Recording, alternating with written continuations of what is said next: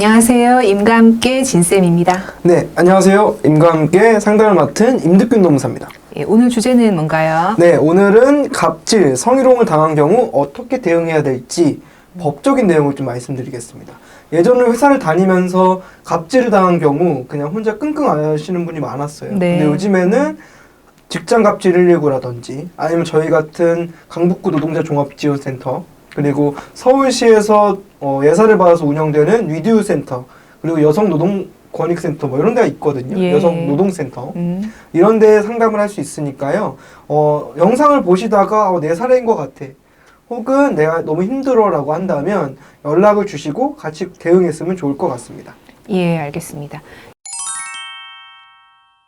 예, 직장 내 괴롭힘, 직장 갑질에 대해서 뉴스에서 많이 얘기하는데요. 법에서는 어떻게 규정하고 있나요? 뭐 선임 물리치료사, 뭐 원장이 얘기하는 것이 모두 괴롭힘이라고 볼 수 없을 것 같은데. 네, 혹시 기억하시나요? 2017년 11월쯤이었나요? 한 병원에서 간호사들한테 장기자랑을 시킨 경우가 있었습니다. 예, 기억나요. 기억나시죠? 예. 그 다음에 그 1년 뒤에 2018년인가요? 그 한 P2P 사이트의 사장이 정말 되도 않는 갑질을 했었죠. 네, 뭐 폭언에, 네. 예. 폭행에, 그 다음에 워크숍을 가서 일본 돌을 주면서 뭐 닭의 목을 베라는 등의 엄청난 갑질을 했습니다. 이런 식으로 사회적으로 계속 직장 내 괴롭힘 관련한 문제가 되다 보니까 법이 개정됐습니다. 예, 2018년 11월에 법이 개정됐고요. 2019년 7월부터 직장 내 괴롭힘 금지법이 나오게 됐습니다. 근로기준법에서 직장 내 괴롭힘에 대해서 규정을 하고 있고요. 그 다음에 직장 내 괴롭힘이 발생한 경우 회사의 조치 사항들에 대해서 얘기하고 있습니다. 다만 지금 현재는 직장 내 괴롭힘 금지에 관한 법이 5인 이상 사업장에만 적용돼요. 5명 이상 병원에만 적용되거든요.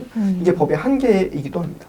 그렇군요. 근로기준법에서는 직장 내 괴롭힘에 대해서 직장 내외 지위 그리고 관계의 우위 등을 이용해서 업무상 적정 범위를 넘어서 노동자를 괴롭히는 행위라고 되어 있습니다. 이로 네. 인해서 신체적, 정신적 고통을 받는 게 직장 내 괴롭힘이다라고 생각하시면 될 것 같습니다. 네. 쉽게 얘기하면 원장 그리고 내 상사, 직장 내 지위가 높은 사람이죠. 혹은 나보다 먼저 입사해서 동료들과 다 친해요.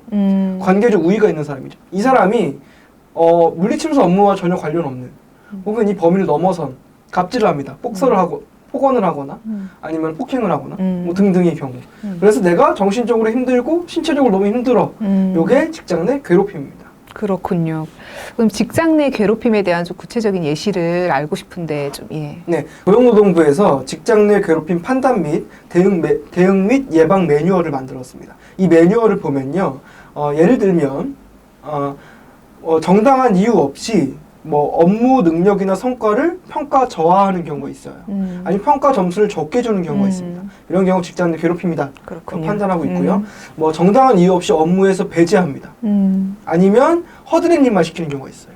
예를 들면 물리치료사인데 청소 업무만 계속 시킨다거나 뭐 이런 경우 직장 내 괴롭힘에 해당될 수 있겠죠. 또 회의에서 배제시키거나 아니면 말을 안 걸어주고 점심을 같이 안 먹는 등의 따돌림, 괴롭힘 이런 것들이 있을 수 있고요. 그리고 아무 이유 없이 연차 휴가를 못 쓰게 한다거나 뭐 등등의 경우도 직장 내 괴롭힘에 해당될 수 있겠죠.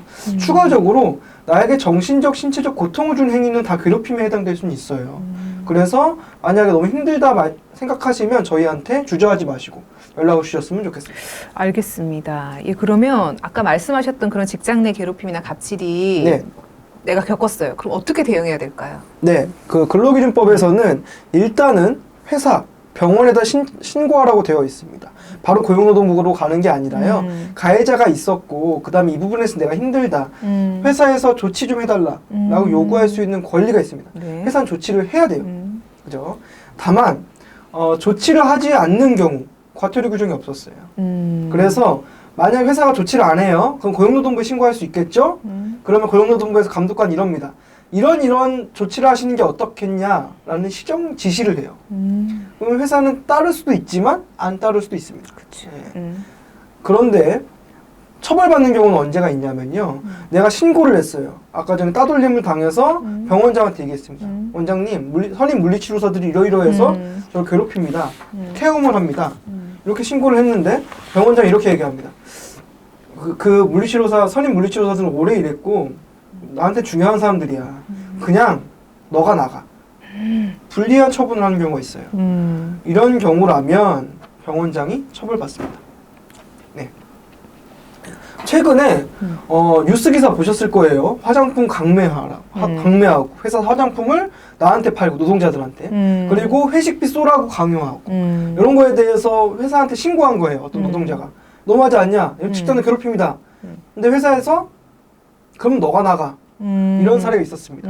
그래서 어떻게 됐나요? 이분이 징역형을 선고받았어요. 이 회사 사장이 피해 노동자를 오히려 그렇군요. 안 좋은 처분을 한 사람이 처벌받은 사례도 있습니다. 그렇군요. 예. 그럼 직장 내 괴롭힘을 신고한 피해자를 해고하면 처벌받지만 아무런 조치를 취하지 않으면 별도의 처벌 규정이 없나요? 그럼 뭐 회사에서 아무런 조치를 취하지 않을 것 같은데? 네, 맞습니다. 아까 말씀드렸잖아요. 그러니까 피해자가 신고한 사실에 대해서 피해자와 가해자 분리라든지 아니면은 뭐 피해자 휴가라든지 이런 조치를 취하지 않더라도 회사한테는 직접적인 타격이 없었어요. 그래서 회사들은 뭐 직장 내 괴롭힘이 뭐 피해자가 얘기를 해도 그냥 무시하는 경우가 있었습니다. 잘못됐잖아요. 그래서 법이 개정됐습니다. 그래서 올해 10월 14일부터는요. 회사에서는 피해자가 신고를 하면 조치를 취해야 됩니다. 조치하지 않으면 고용노동부에 신고하면 과태료 처분을 받게 돼요. 예. 또한 병원장 혹은 병원장의 가족인데 같이 일하는 사람들도 있어요. 맞아요. 이런 사람들이 갑질이 장난 아닙니다. 맞아요. 예, 이런 사람들이 갑질한 경우라면 직접적인 가해자들한테 과태료 처분도 떨어질 수 있다는 점. 점점 법은 좋아지고 있긴 해요. 다만 직장 내 괴롭힘에 대한 처벌 규정이 필요 없을 정도로 평등한 좀 문화가 생겼으면 좋겠다는 생각이 들긴 합니다. 맞습니다. 예. 예, 병원 구성원뿐만 아니라 우리 물리치료사분들은 환자로부터 갑질을 당하는 경우도 많잖아요. 그쵸. 이 경우에는 어떻게 할까요? 그런 경우라면 산업안전보건법이라는 법이 있습니다. 여기서는요, 고객 응대 노동자들, 그러니까 고객과 직접적으로 접촉하는 노동자들한테 회사는 고객의 폭언 아니면 갑질로부터 이들을 보호해야 됩니다. 노동자들을. 물리치료사분들도 대표적인 고객 응대 노동자겠죠. 왜냐하면 환자를 직접 만나서 서비스를 제공하잖아요. 따라서 병원은 환자가 물리치료사에게 폭언을 하거나 갑질을 하지 않도록 방지해야 될 의무가 있습니다. 그래서 물리치료사분이 예를 들면 환자로부터 갑질 당했어요. 그러면 병원장이나 아니면 행정 쪽 하시는 분한테 가서 이런 갑질이 있었으니까 이거를 막아달라. 그리고 나를 다른 데로 뭐 보내거나 휴가를 달라라고 요청할 수가 있습니다. 병원은 무조건 해야 되고요. 이런 조치를 취하지 않으면 과태료 처분을 받게 됩니다. 그렇군요. 네. 그리고 또 조치 요구도 안 하고, 그러니까 죄송합니다. 조치 요구를 했는데 오히려 그러니까 환자가 갑이니까 차라리 너가 나가는 게 어때? 이런 식으로 또 불이익한 처분을 했어요. 이런 경우라면 병원장이 벌금을 받게 됩니다. 그렇군요. 상담이 있었어요. 예, 기간제 물리치료사로 근무하고 계신데 정규직 분들한테는 명절 상여금을 주는데 기간제들에게는 안 준다고 해요. 이거 아까 말씀하신 것처럼 법 위반 아닌지. 네, 뭐 대표적인 괴롭힘 사례 중 하나죠. 누구한테는 임금을 더 주고 누구한테 임금을 적게 주고 이런 차별이 발생하는 경우도 법에서는 금지하고 있습니다. 근로기준법에서는요, 뭐 성별을 이유로 혹은 종교를 이유로 노조 가입을 이유로 아니면 사회적 신분을 이유로 불리한 근로조건을 적용시키면 안 된다. 차별을 하면 안 된다라고 명시하고 있어요. 네. 예를 들면 남성 물리치료사가 있고 여성 물리치료사가 있어요. 여성 물리치료사라는 이유만으로 임금을 적게 준다. 차별에 해당되겠죠. 혹은 어떤 분은 정규직이고 어떤 사람은 무기계약직이에요. 이 사람을 무기계약직을 이유로 차별한다. 이것도 마찬가지로 잘못된 거겠죠. 혹은 내가 노조 가입한 사람이 있고 가입하지 않은 사람이 있어요. 노조 가입 안 한 사람한테 돈 더 주고 이런 경우도 마찬가지로 차별입니다. 이 경우는 근로기준법 위반이기 때문에 500만 원 이하의 벌금에 처해지게 됩니다. 또 그 국가인권위원회에다가 차별 시정을 할 수 있어요. 여기서 보면 뭐 예컨대 이런 사례도 있었나 봐요. 체중이 많이 나간다고 병원에서 원장이 나가라고 했대요. 이거 불리한 차별이다 라고 하면서 권고할 수 있다고 합니다. 그리고 기간제 계약, 단시간 근로를 하는데 이를 이유로 차별하는 경우가 많습니다. 아까 상담 사례가 그랬잖아요. 이 경우라면 노동위원회에다가 차별 시정을 할 수 있습니다. 그래서 요거는 차별적 처우를 받은 이후부터 6개월 이내에 신청하면 돼요. 예를 들면 명절 상여금을 주는데 정규직은 100만 원, 기간제는 없어. 이런 경우는 합리적 이유도 없잖아요. 맞아요. 그런 경우라면 노동위원회에다가 신고할 수 있고요. 노동위원회에서 조사를 해서 이것 합리적 이유 없는 차별이다 라고 나오면 시정명령이 나옵니다. 시정명령을 이행해야 돼요. 제일 중요한 건 차별적 대우를 받았다. 그러면 저희한테 연락을 주셨으면 좋겠습니다. 알겠습니다. 네. 예, 이제 성희롱 얘기 한번 해볼게요. 네. 저희에게 들어온 상담 중에 원장이 성희롱을 하거나 환자가 성희롱을 했다는 상담이 많이 있었어요. 네. 이런 경우에 어떻게 대응해야 될까요? 어떤 법에서 이분들을 보호할 수 있는 내용들이 있을지 네. 확인하고 싶은데. 예. 참 무거운 주제 중 하나죠. 저도 참 말하기 어려운 주제이기도 합니다. 성희롱에 관한 주제는요. 그리고 특히 물리치료사분들이 환자로부터 성희롱을 받는 경우가 상당히 많은 걸로 알고 있어요. 그리고 원장들이 욕이 나올 것 같은데 성희롱을 하는 경우도 종종 있습니다. 맞습니다. 성희롱은 강제추행 등의 심각한 것뿐만 아니라 예를 들면 성적인 언급, 농담 이런 것도 다 성희롱에 해당될 수가 있겠죠. 예. 남녀고용평등법에서는 직장 내 성희롱에 대해서 특별하게 규정하고 있습니다. 직장 내 성희롱은 뭐냐면요. 사업주, 상급자 또는 근로자가 직장 내 지위를 이용하거나 혹은 업무와 관련해서 성적 굴욕감을 주거나 혐오감을 느끼게 하거나 혹은 성적 언동을 하거나 아니면 그 밖의 요구를 들어주지 않았다는 이유로 근로조건을 저하시키는 행위를 직장 내 성희롱이라고 합니다. 그렇군요. 예를 한번 들어볼까요? 네. 이 부분에 대해서는 남녀고용평등법 시행규칙에서 명시하고 있어요. 네. 그 명시된 내용을 한번 읽어줄 테니까 예. 너무 성질 내지 마시고요. 예. 어떻게 대응할지 좀 얘기를 해볼게요. 네. 읽어볼게요. 1번 성적 육체적 행위 너무한데 뭐 입맞춤을 강제로 한다거나 포옹을 강제로 한다거나 신체 부위를 만지는 행위 다 성희롱에 해당됩니다. 직장 내 성희롱이고요. 또 언어적 행위가 있어요. 어떤 경우냐면 음란한 농담을 하거나 외모에 대해서 성적인 비유를 하거나 지적을 한다거나 아니면 평가를 한다거나 아니면 성적인 사실관계를 확인하는 거 이런 행위들은 마찬가지로 직장 내 성희롱에 해당됩니다. 또 뭐 회식에서 옆자리에 앉으라고 강요하고 이런 그죠. 것도 포함되나요? 그렇죠. 막 술 따르게 하거나 이런 것들도 성희롱에 해당될 수 있겠죠. 이런 사람들 많잖아요. 네네. 또 시각적 행위가 있어요. 음란한 사진을 보낸다거나 카톡으로. 그러니까요. 예, 뭐 그림을 보여주는 행위라든지, 뭐 특정 신체 부위를 노출하는 행위라든지, 뭐 이런 것들 다 직장 성희롱에 해당될 수 있고요. 이 사유는 아니더라도 기타 사회통념상 성적 굴욕감을 느끼게 하거나 성적 혐오감을 느끼게 하는 행위 등은 다 직장 내 성희롱에 해당됩니다. 그렇군요. 아, 정말 이 직장 안에서 일하고 있는 직장 안에서 이런 식으로 성희롱하는 사람들 이야기 들으면 정말 주먹이 오는데요. 그러니까요. 내가 만약에 이런 성희롱을 당했다. 그럼 어떻게 해야 할까요? 네, 직장 내 성희롱을 당한 분이든지 아니면 그걸 목격한 누구든지 병원에다가 신고를 할 수 있습니다.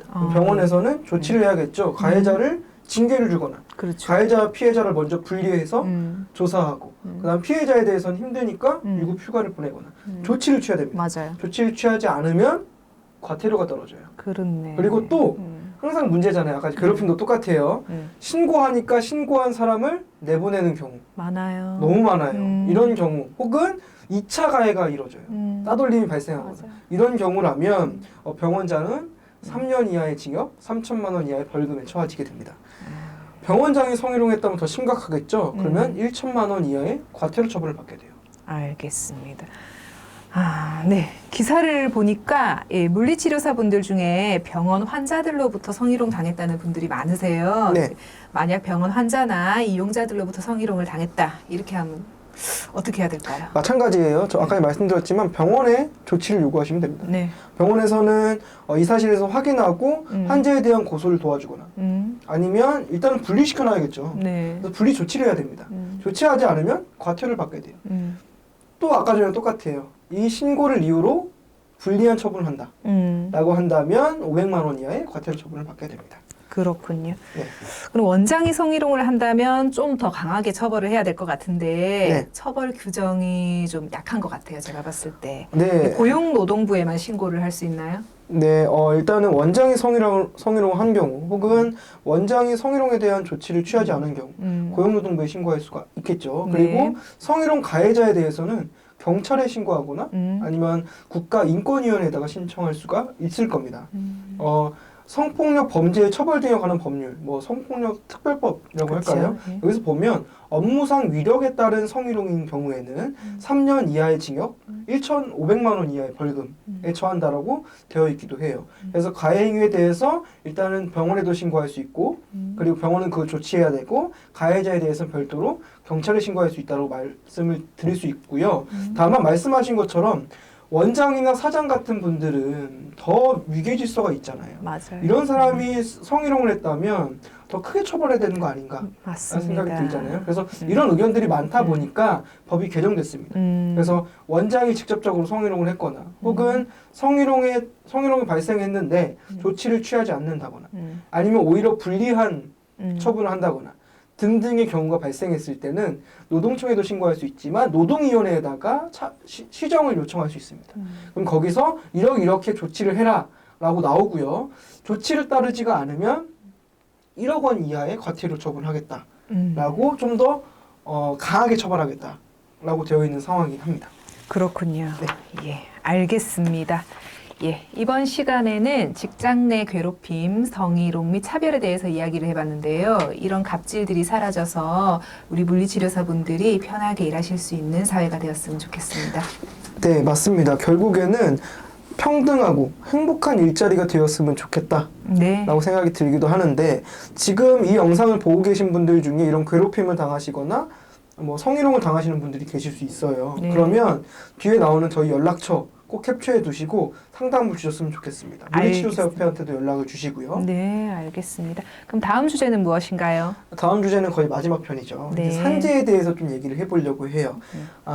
물리치료사분들이 아픈 분들을 서비스를 제공하고 계시잖아요. 근데 본인들이 일 때문에 아픈 경우가 발생할 수 있습니다. 이 경우 어떻게 해야 될지 좀 말씀을 드릴 거고요. 그 다음에 이 영상을 다 보시고 궁금한 사항 있으면 댓글로 달아주셨으면 좋겠습니다. 알겠습니다. 네. 상담이 필요하시면 다음 화면을 캡처해 주시고요. 네, 그럼 다음 영상에서 뵙겠습니다. 감사합니다. 네, 감사합니다.